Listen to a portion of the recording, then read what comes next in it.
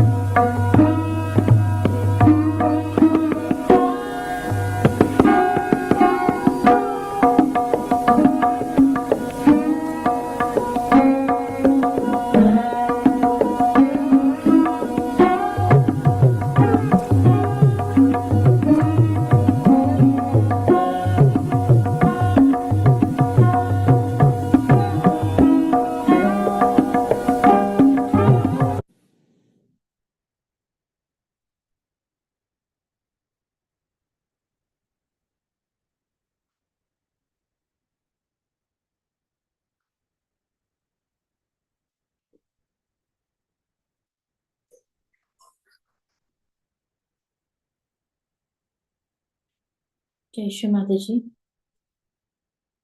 Welcome to the collective meditation for today evening. We'll start today's meditation by raising our Kundalini and taking collective bandhan.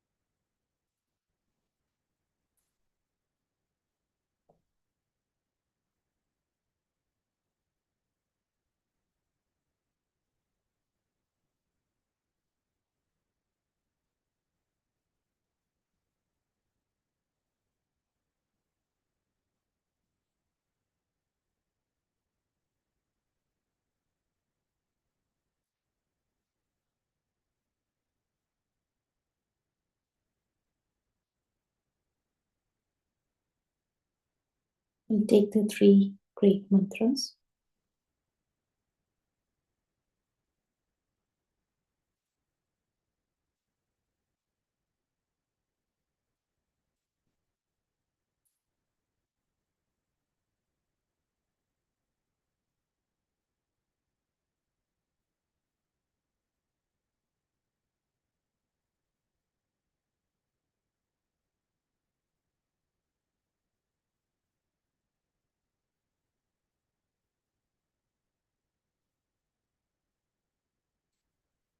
Om Tvameva Sakshat Shri Mahalakshmi Mahasaraswati Mahakali Trigunatmika Kundalini Sakshat Shri Adi Shakti Mataji Shri Nirmala Devi Namo. Om Tvameva Sakshat Shri Kalki Sakshat Shri Adi Shakti Mataji Shri Nirmala Devi Namo Namah.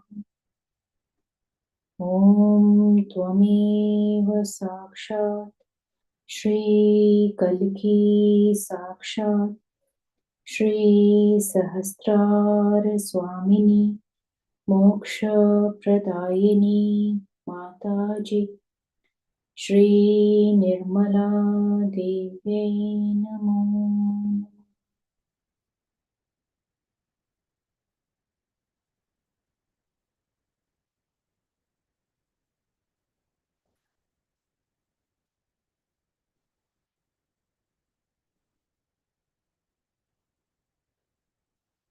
Keeping both our hands on Mother Earth, towards Mother Earth.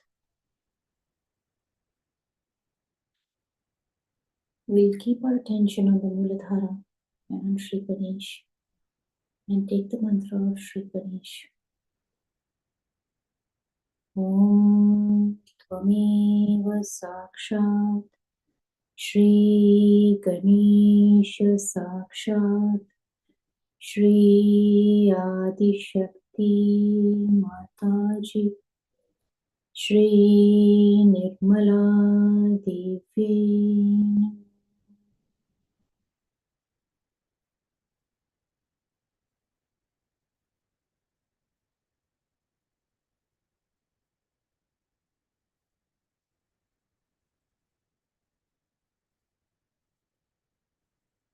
Shri Ganesh, please help us in this meditation.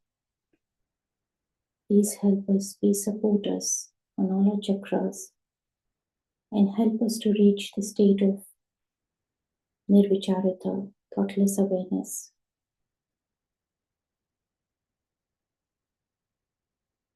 Please forgive us for any mistakes we have done.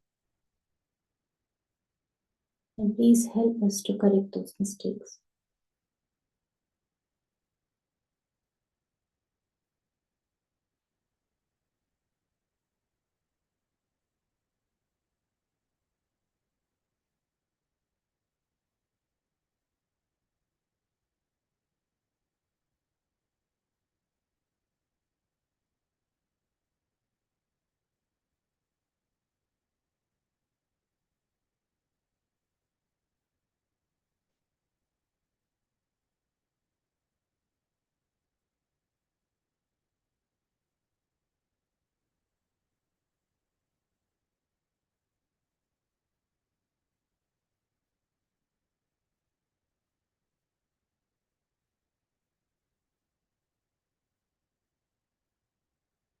Now slowly we'll take our attention from Muladhara to central heart.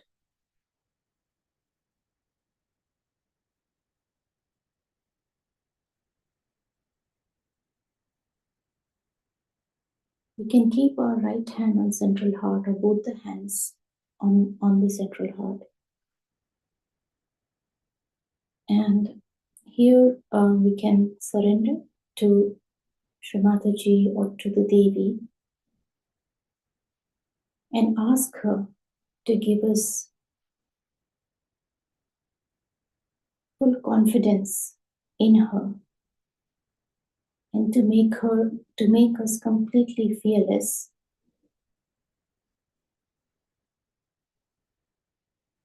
in our lives.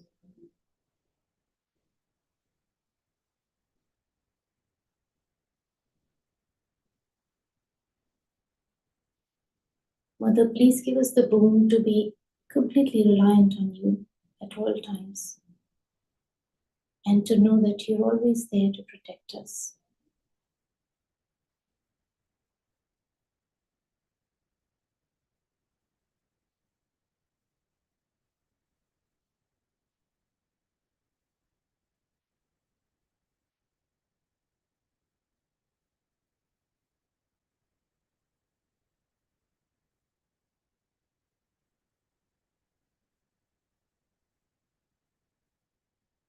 Mother, please give us the power or the state to be in complete surrender.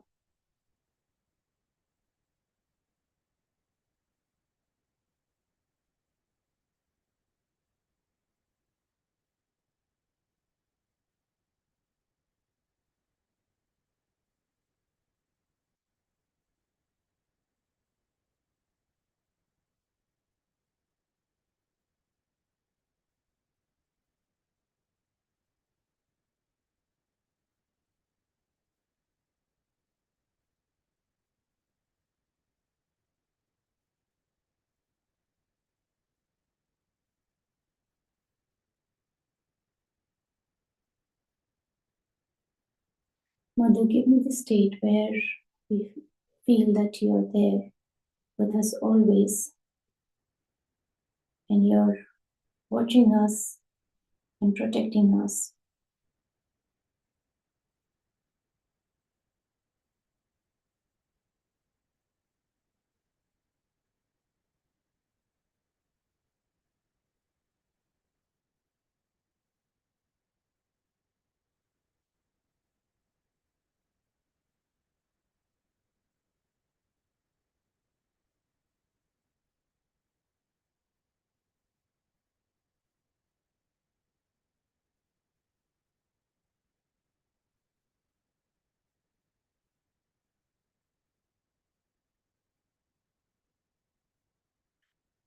Mother, please give us a state of being your bhaktas or devotees, and for us to be able to make you happy at all times.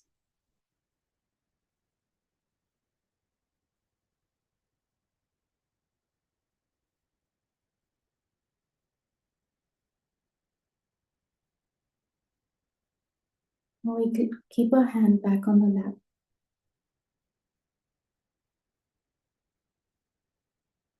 taking our attention on the Sahasrara.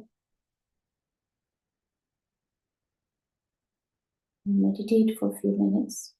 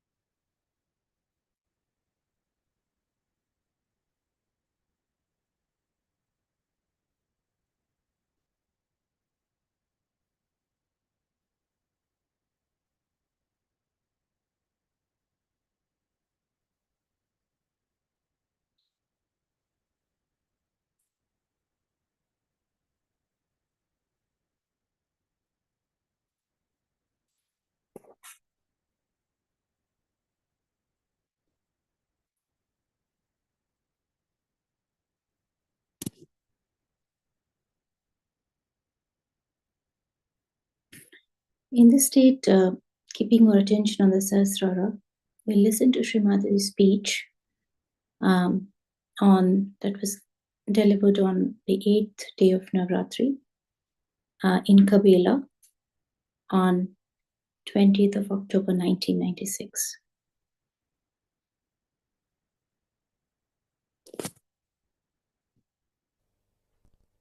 New type of negative people have come back. Perhaps it had to be.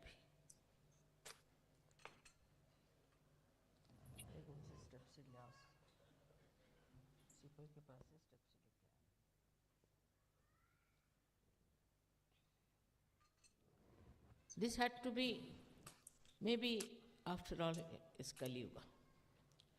And the drama of Kali Yuga would not be performed until they are there. So, to complete this drama, they came. But this time is going to be a very different type of war. It's going to be the war of the peaceful people.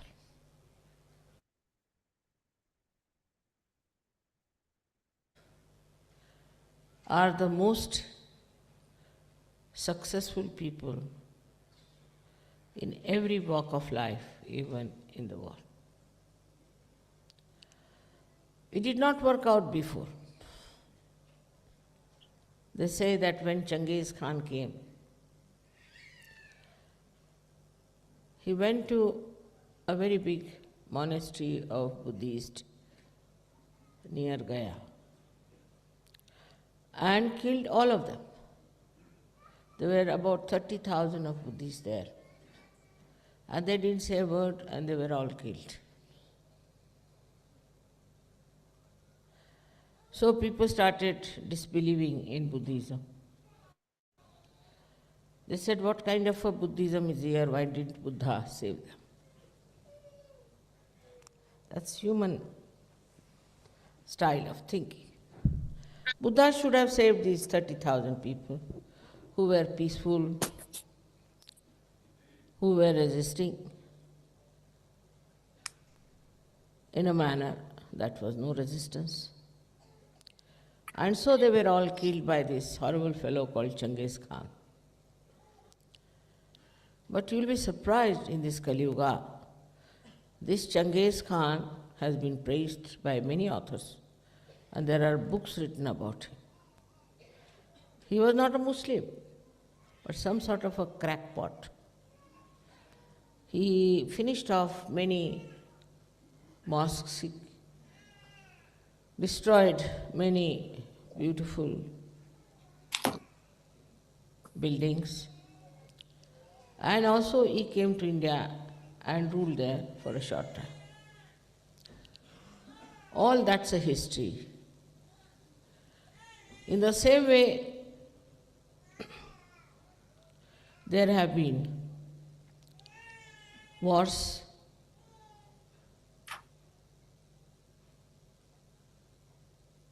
between Christians and non-Christians,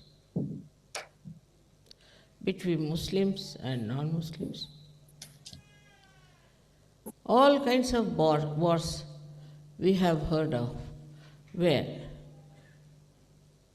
only the faithful got lost. The real people got lost. The one who worshipped God with full faith got lost. So many people become atheist. And they said there is nothing like God, nothing like His divine power. It never existed. We were stupid, we were foolish to follow all this. And those who were in charge of religion took full advantage of that and said that these people were sinful people. These people were not godly people. And that's how they were killed by us, and we were victorious.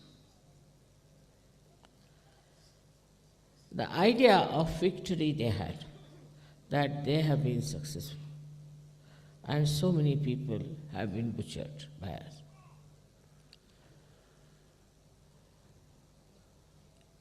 So we come to Kali Yuga. And in Kali Yuga, same thing has started. In a subtler way, in a different way, it has started that there's a big war going on between the people who are anti-God and who are using God for their own purpose. Very dishonest, very corrupt, very cruel people. And they are using the flag of God that banner which they have no right to use. Then there are Sajogis who have got their realization and they have to fight them. Now the difference in the previous wars and this war is very different. In those wars, see all those who were supposed to be victorious. This was after all the 9 battles of the Divine Mother. The negativity that came up and which became successful started feeling very confident that we have achieved what we wanted.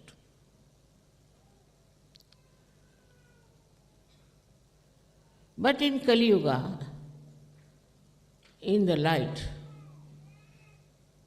of Kali Yuga, all those historical victories are regarded as shameful things, as something very aggressive and nonsensical. This is now being described everywhere. Like the white-skinned people went to America and killed all the rest of them there. Now that is coming into light. All these people who thought themselves to be victorious, their children, their grandchildren, their progenies ashamed of them, ashamed to call that they were their forefathers. Up till the last war. This awareness which has come is the real victory of modern times, of this Kali Yuga. That everything that was accepted as a part of the game, as the lifestyle, you can call it, is now being challenged in modern times everywhere. Whatever is aggression, whatever is oppression, whatever is cruel, is now punished also. You see, so many war criminals might have escaped, but so many went into trials. Never happened before. Nobody took Genghis Khan to a trial. Now, in a very subtle way, all these aggressive people are getting now afraid that they will be questioned and they may be tortured. It started, I don't know where, but definitely at the beginning of the Kali Yuga. If you remember, in this country was a great aggressive man called Mussolini. And ultimately he was hanged. In Germany there was a very powerful man called Hitler and Himmler and all this. God knows what happened to them. Even the Germans don't want to take his name. They are all ashamed of him. Then we had somebody, say in England, Warren Hastings, who came to India.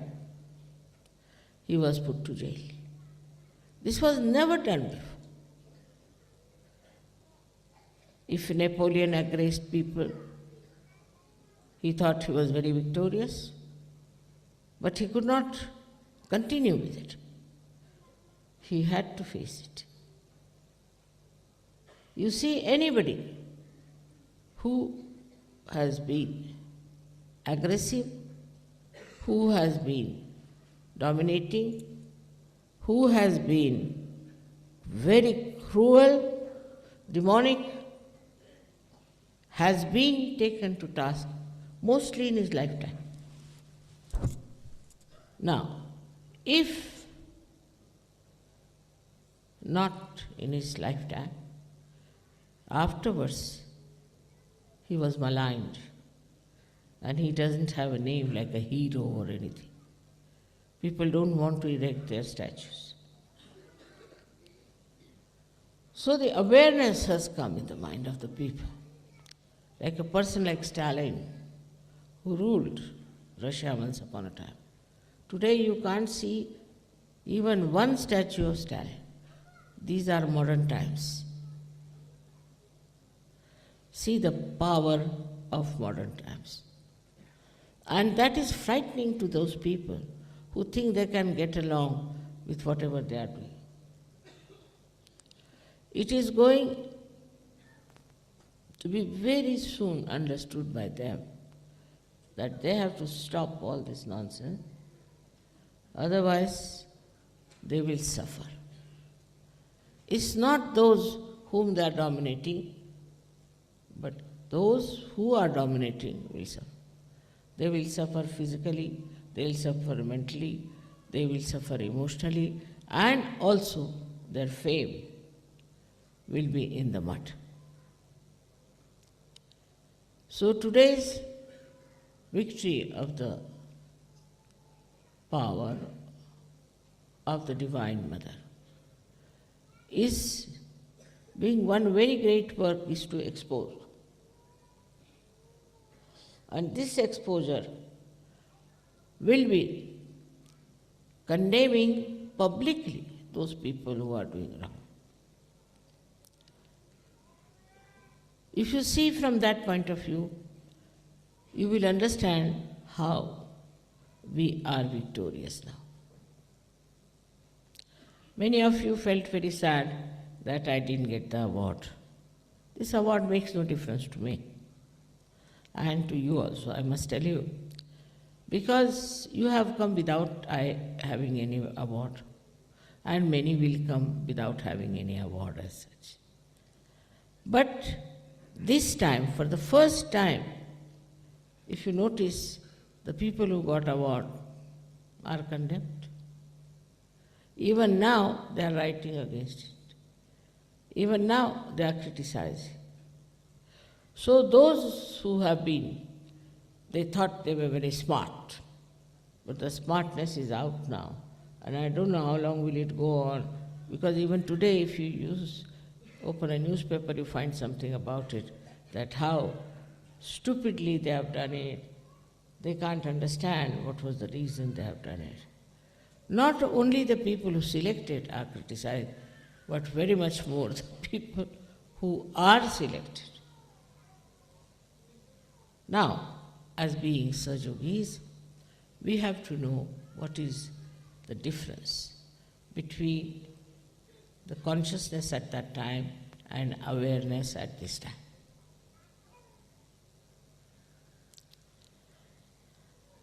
That time it was necessary to kill those demons, finish them, but they are back again on the stage.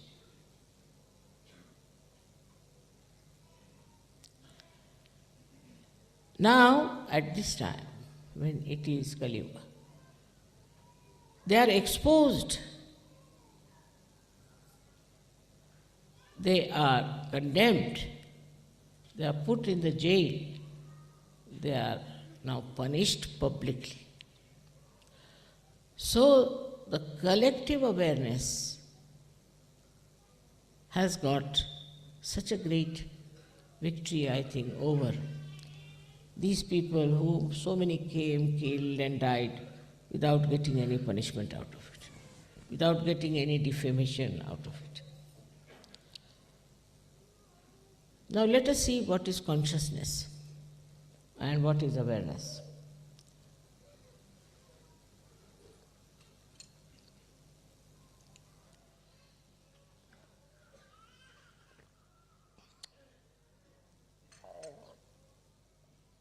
It's a subtle subject which I think you all can understand.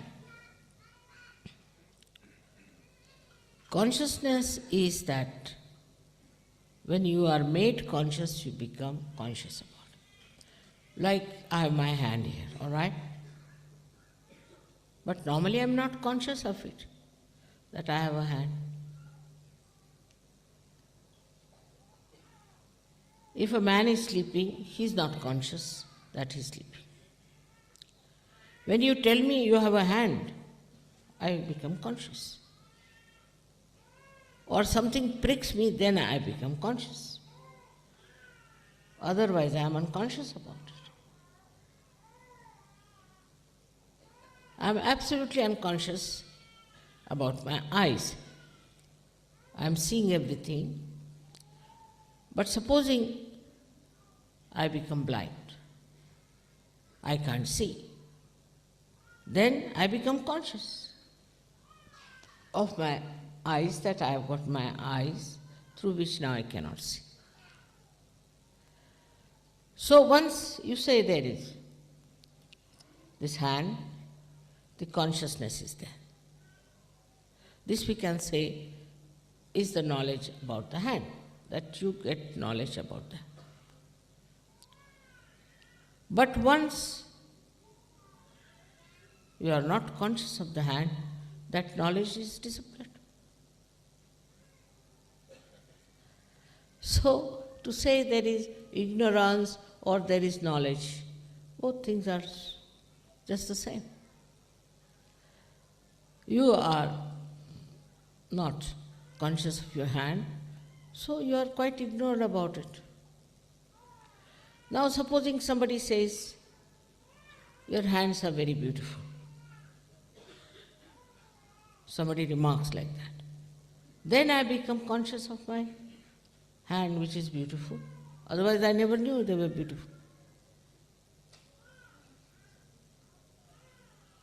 So, normally, all human beings live at that level. That somebody has to tell you. Now, somebody said, you are wearing a very nice sari. All right? Then I look at it, yes, it's very nice. I never knew.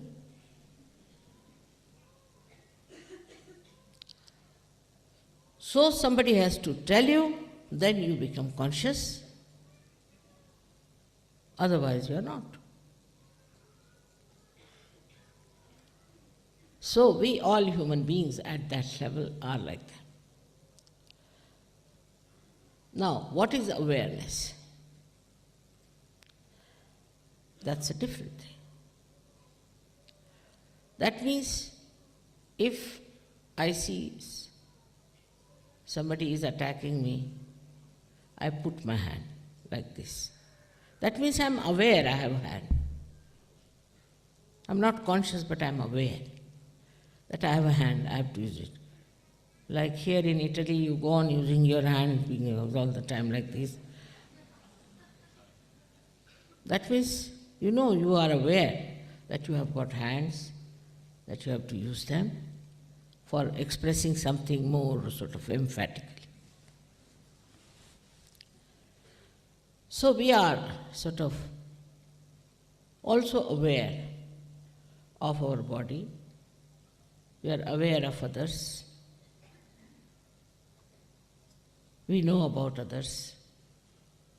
We know what sort of person another one is. Up till you are self-realized.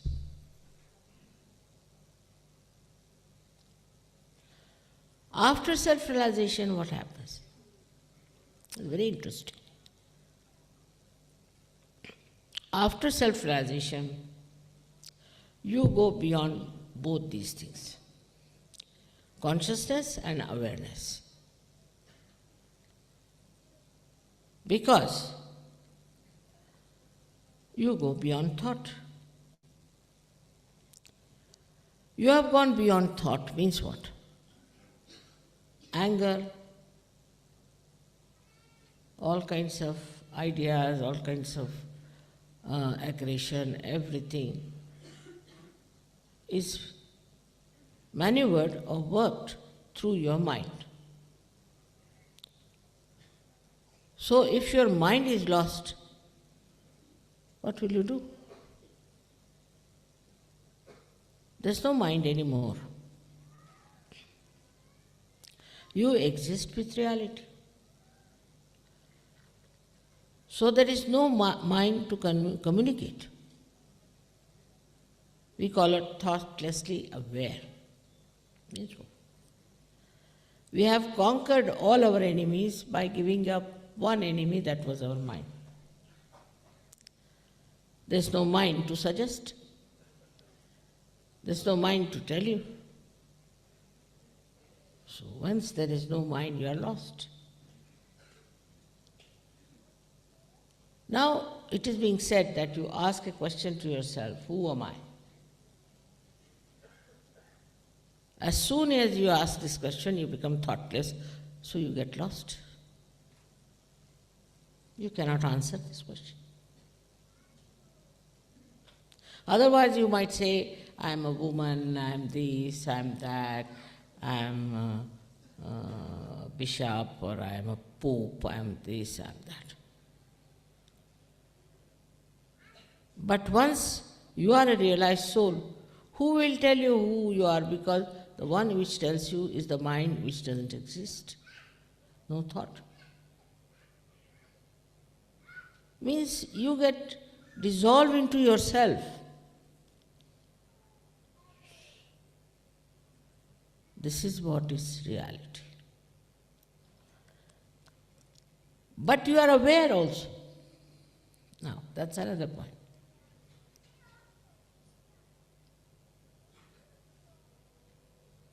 If you ask yourself a question, you are not there. But you are aware. If your navi is catching, you immediately know my navi is catching, I have got liver. Don't have to ask questions. Or somebody standing near you, left Swadhisthana, oh my God, it's this one.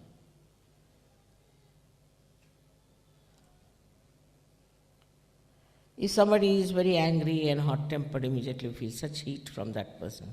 Say, oh Baba, run away from this man. So this is a new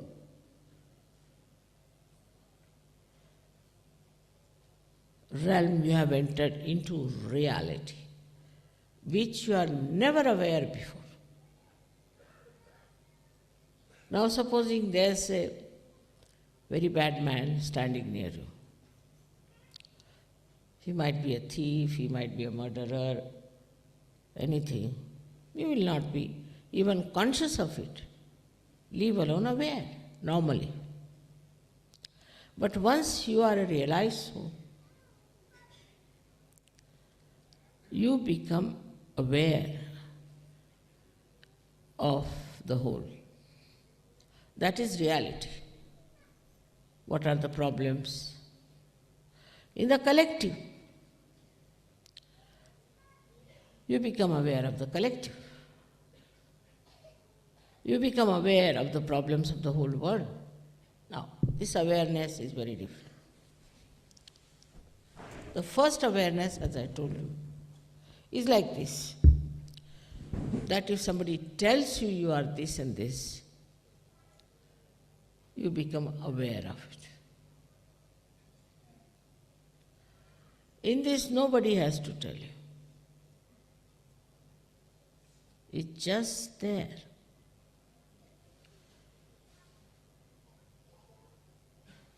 You are there, you know what it is. And this is what you have achieved in these modern times, which is the blessing of the modern times also, that we know now who we are. You always say, we are the pure spirit. Yesterday also I heard it. Are you sure?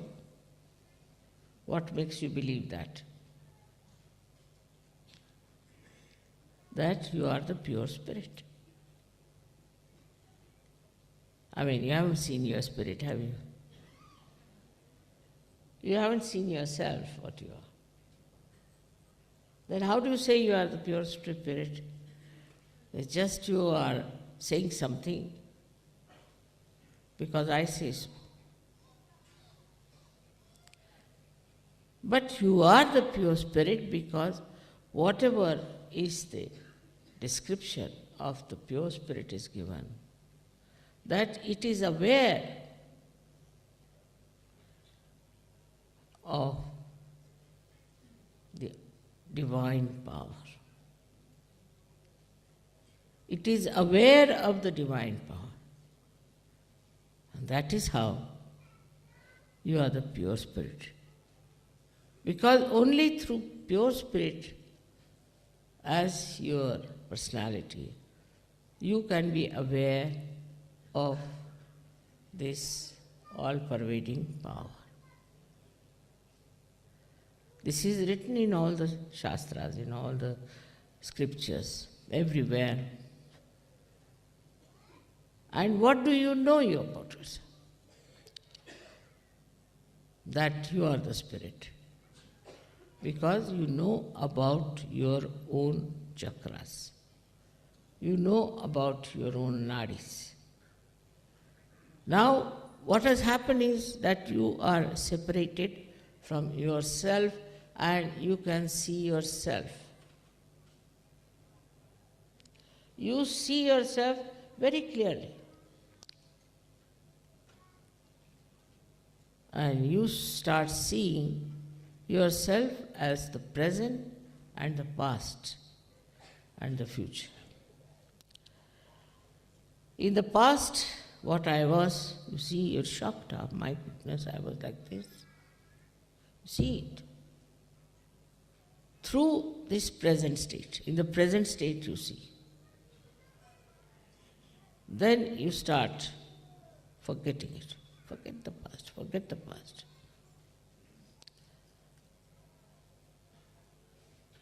Then still you have the future. Then you start thinking about the future.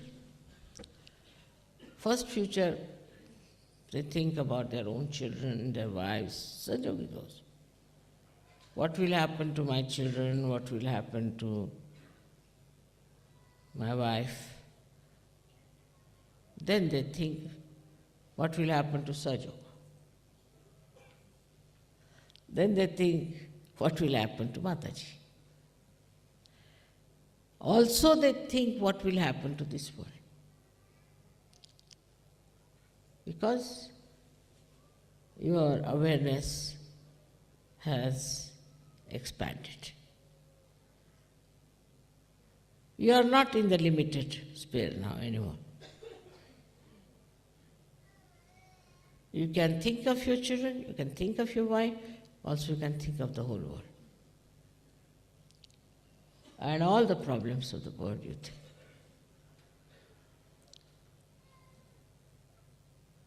So you have reached that state, all right? Up to that state we are. Now, what is the thing that covers up all this?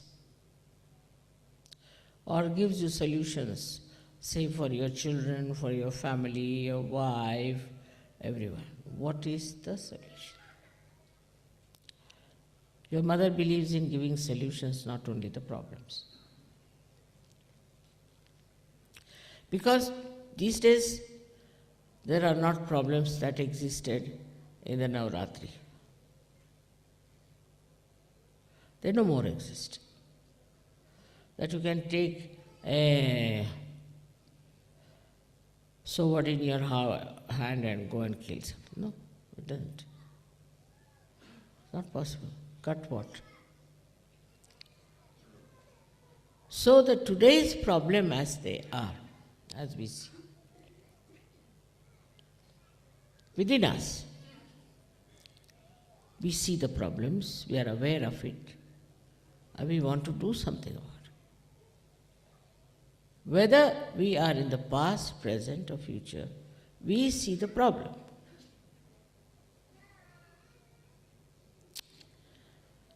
So now, what is the solution? We have no weapons, nothing to fight. We don't know also. So many do not know even how to hold a sword in the hand. And so many don't even want to hold it because they are so much in compassion, in the ocean of compassion, enjoying themselves nicely. They are enjoying their own compassion and compassion of others, compassion of their mother. But then how to solve the problem?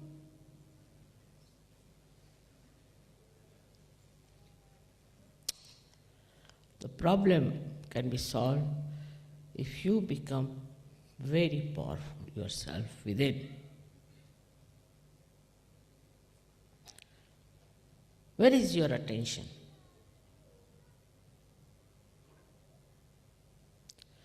You have to move inward. Where is your attention? You have to become very powerful. I have done my job. I have given you realization. You have grown so much. I have explained to you, I have told you everything is done. I have given you lots of love. Ocean of love, I should say, as you call it, whatever it is. But now you have to nourish yourself. You have to become powerful within yourself.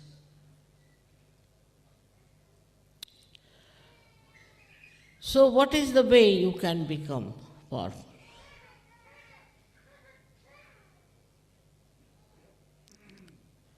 First, you must believe that you have transcended your human personality and you have now become a superhuman being.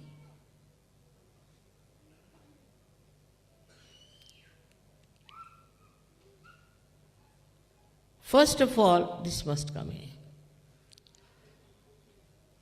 This is what we call as faith.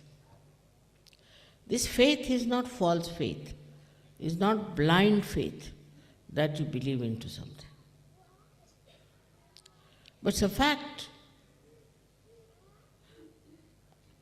I have 100 times I have told that you have first of all faith in your ascent, in your position as such. For this, meditation is very important. Very important. Without meditation, you cannot have full faith in yourself. Because you can't know yourself by saying, who am I? You cannot. You try now, ask a question within, who am I? You'll be lost.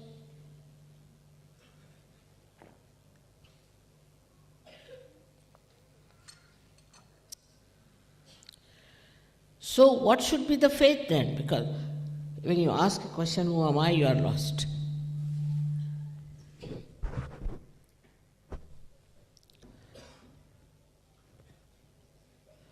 So we reach a stage where I have to tell you that faith is not mental, it is not emotional, it is not physical, but it is a state of your own being,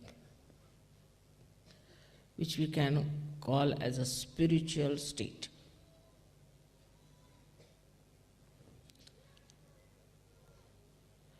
In the spiritual state, nothing can disturb you. Nothing can overpower you. Nothing can dominate you. Because that state, if you have, that means you are part and parcel of reality. Then you are an honored member of the God's kingdom.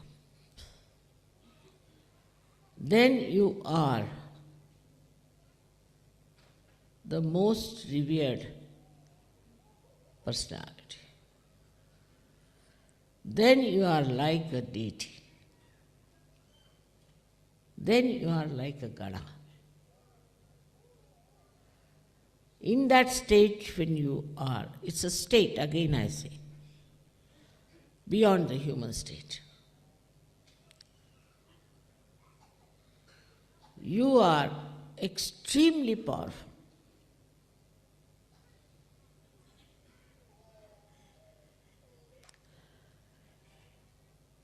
There's a story about Nizamuddin, great awliya, great Sufi in India. There was a horrible king, I think what Shah he called himself, and he would not go and bow to him. So he was very angry. He said, I can only bow to God and to nobody. The Shah said, if you don't come and bow to me tomorrow, I will cut your throat. And that night the throat of this king was cut. It's a story, but it's a real story. Somebody came and cut his throat. It was not Nizamuddin Shah. He would not do that. So that state, if you reach,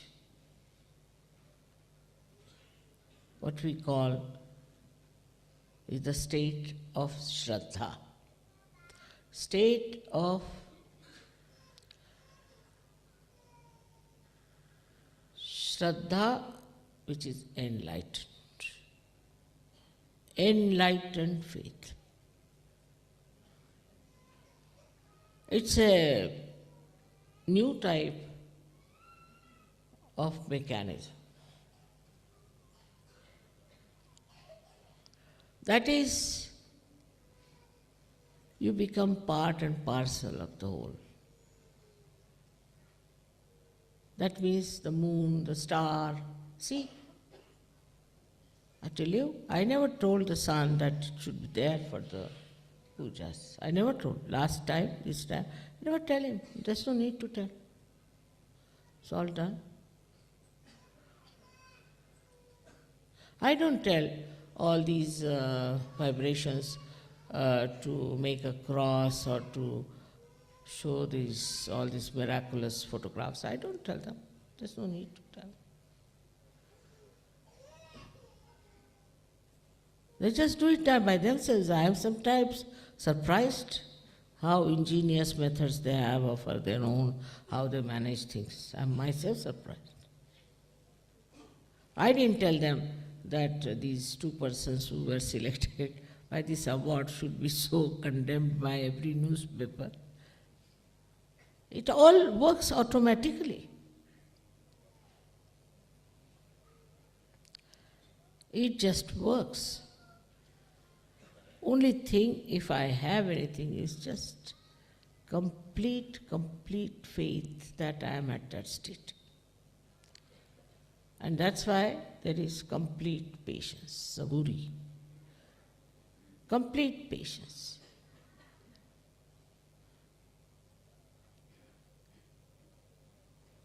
And that is what we have to learn. It will all happen in any case, because you are all at that state. Only meditation is important, very important. For me not, but for you all. If you all can meditate now, just for 10 minutes also every day, it will help you a lot. Now, why do we have all these statues and, the Mother and the Hanumana and Ganesha, Christ? Because to begin with, human beings cannot understand anything which does not have a form. They cannot go deeper unless there's a form.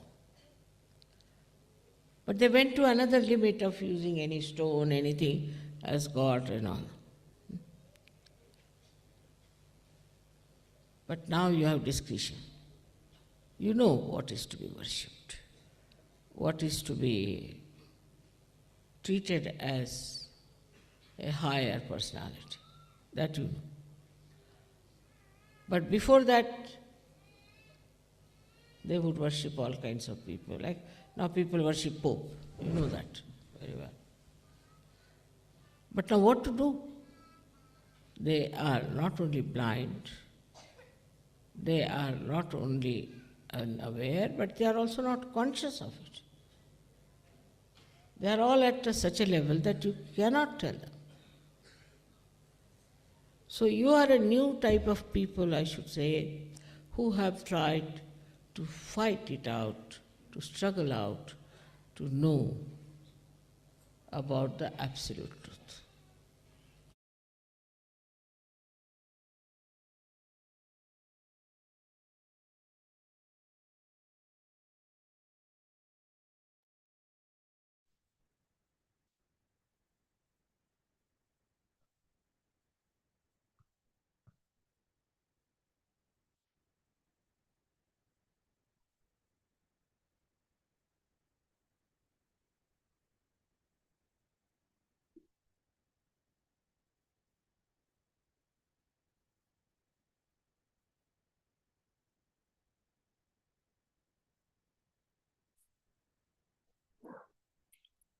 Meditate for 5 minutes.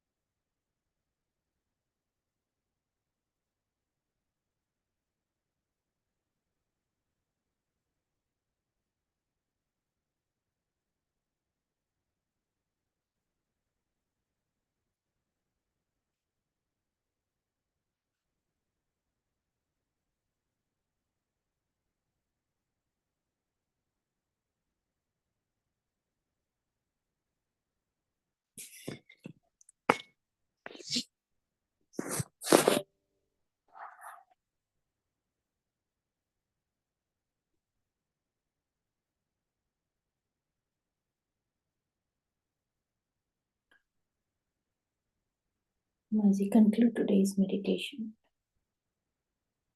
we will keep our enlightened attention on this world and pray that all the warring nations stay united in peace and for peace to descend in every heart on this earth.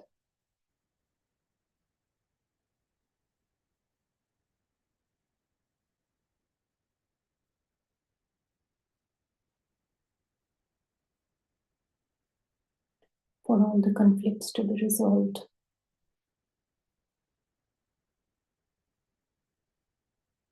and satisfaction and contentment be there in every human being.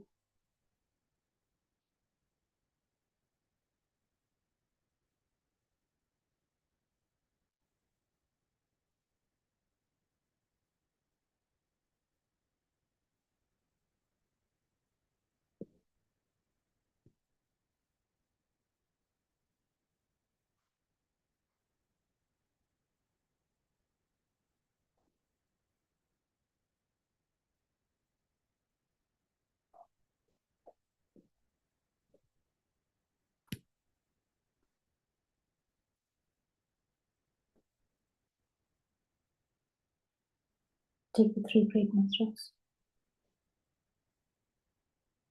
Om Tvameva Sakshat Shri Mahalakshmi Mahasaraswati Mahakali Trigunatmika Kundalini Sakshat Shri Adi Shakti Mataji Shri Nirmala Devye Namo Namah.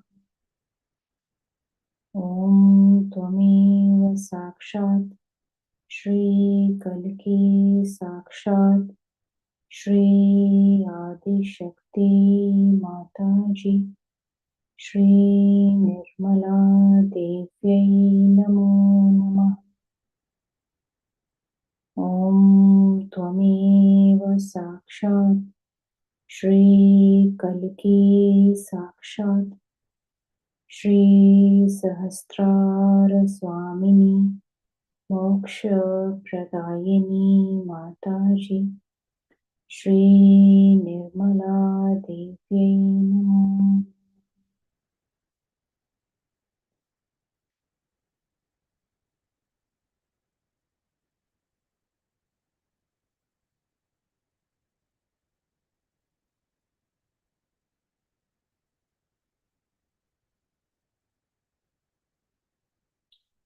With this will conclude today's meditation. Thank you all for joining. There will be some music that will play if you would like to meditate after the session. Thank you, Jai Shri.